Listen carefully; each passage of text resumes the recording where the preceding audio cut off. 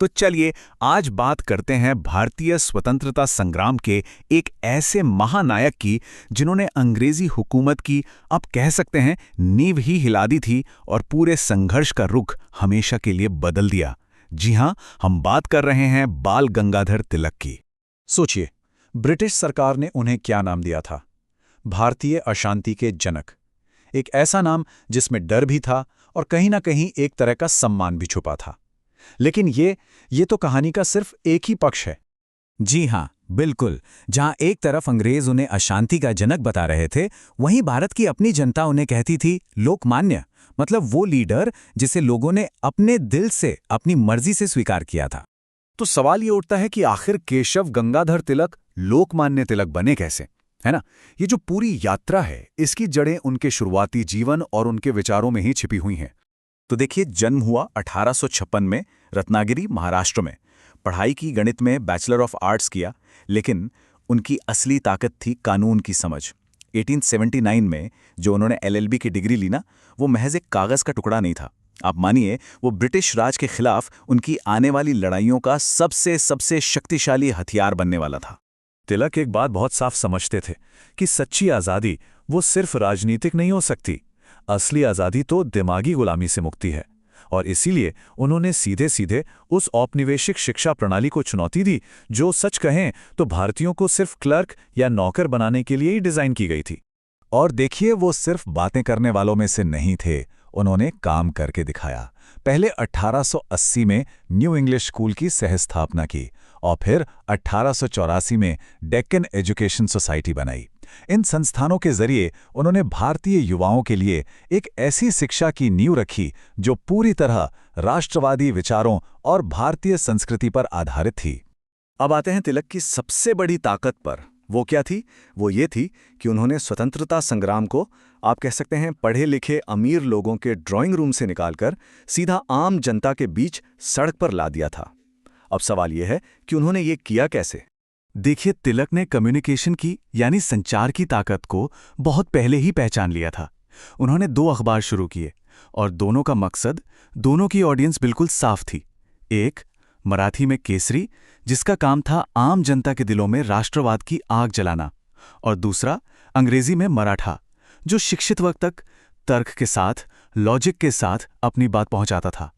तिलक, आप कह सकते हैं, एक शानदार रणनीतिकार थे। उन्होंने एक बहुत ही दिलचस्प बात नोट की कि ब्रिटिश सरकार राजनीतिक सभाओं पर तो बैन लगा सकती है, लेकिन धार्मिक उत्सवों पर नहीं। तो बस उन्होंने धर्म और संस्कृति को ही राष्ट्रवाद से जोड़ दिया। कितना गजब का आइडिया था! और ये कैसे किया?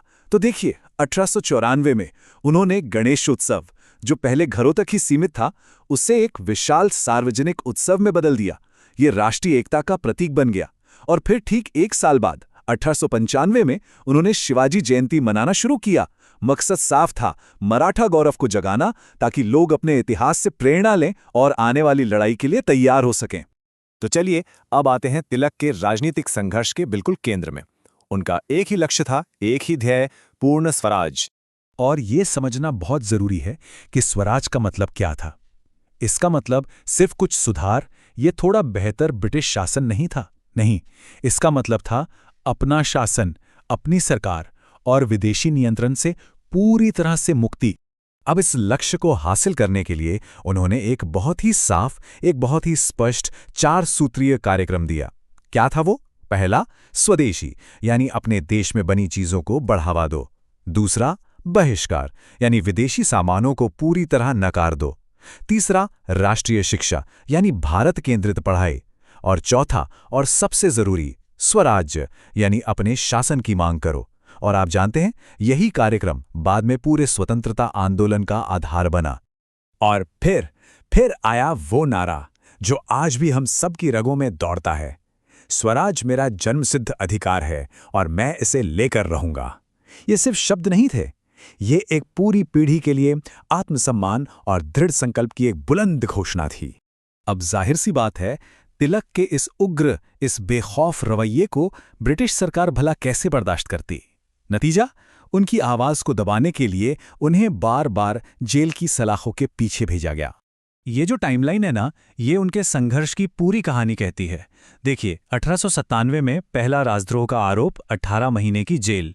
फिर 1908 में केसरी में लिखे लेखों के लिए सीधी 6 साल की सजा, और वो भी बर्मा की कुख्यात मांडले जेल में। लेकिन 1916 में एक दिलचस्प मोड़ आया। जब उन पर तीसरी बार राजद्रोह का मुकदमा चला तो उनका बचाव करने वाले वकील कौन थे पता है? मोहम्मद अली जिन्ना। और इस बार तिलक बरी हो गए। लेकिन देखिए, तिलक की विरासत इतनी सीधी साधी भी नहीं है, इसमें कुछ जटिलताएं भी हैं। वो राजनीतिक तौर पर जितने क्रांतिकारी थे, कुछ सामाजिक मुद्दों पर उतने ही रूढ़िवादी भी थे। और यहीं पर उनकी शख्सियत का सबसे बड़ा विरोधाभास, या कहें कि कॉन्ट्राडिक्शन, सामने आता है। एक तरफ उन्होंने राष्ट्रीय स्वतंत्रता के लिए अपना सब कुछ दांव पर लगा दिया, वहीं दूसरी तरफ जब सामाजिक सुधारों की बात आती थी तो उनका साफ मानना था कि औपनिवेशिक सरकार को, यानी अंग्रेजों को, हमारे सामाजिक रीति रिवाजों में दखल देने का कोई हक नहीं है। अगर उदाहरण से समझें तो उन्होंने पुणे में पहले लड़कियों के हाई स्कूल का विरोध किया। वो अंतरजातीय विवाह के भी खिलाफ थे, और उन्होंने उस एज ऑफ कंसेंट बिल का भी जोरदार विरोध किया, जिसका मकसद लड़कियों की शादी की उम्र को 10 साल से बढ़ाकर 12 साल करना था। उनका तर्क हर बार एक ही था, ये हमारा अंदरूनी मामला है, ये बाहरी हस्तक्षेप है। साल 1920 में तिलक का निधन हो गया, लेकिन उनकी विरासत इतनी शक्तिशाली थी कि उनकी मृत्यु के 1 साल बाद महात्मा गांधी ने एक फंड की घोषणा की, और उस फंड के लिए जो रकम तय की गई वो थी 1 करोड़ रुपए। इस फंड का नाम रखा गया तिलक स्वराज फंड। और जानते हैं, इस फंड ने असहयोग आंदोलन को चलाने के लिए 1 करोड़ रुपए से भी ज्यादा की रकम जुटाई। ये अपने आप में इस बात का सबसे बड़ा सबूत है कि तिलक का प्रभाव कितना गहरा था, कि वो गांधी जी के नेतृत्व में चल रहे स्वतंत्रता संग्राम के अगले चरण को भी ताकत दे रहा था। और ये कहानी हमें एक बहुत ही जरूरी सवाल के साथ छोड़ जाती है कि नेता, खासकर ऐतिहासिक नेता, अक्सर बहुत जटिल होते हैं। उन्हें सिर्फ सही या गलत के खांचे में नहीं रखा जा सकता। तो हम ऐसे लोगों की विरासत को कैसे देखें, कैसे मापें, जिन्होंने एक तरह की आज़ादी के लिए तो लड़ाई लड़ी, लेकिन शायद दूसरी तरह की आज़ादी का विरोध किया? तिलक के इस जटिल विरासत पर आपकी क्या राय है? नीचे कमेंट्स में जरूर बताइएगा। और हाँ, ये भी बताइए कि अगली बार आप किस महान शख्सियत के बारे में जानना चाहेंगे।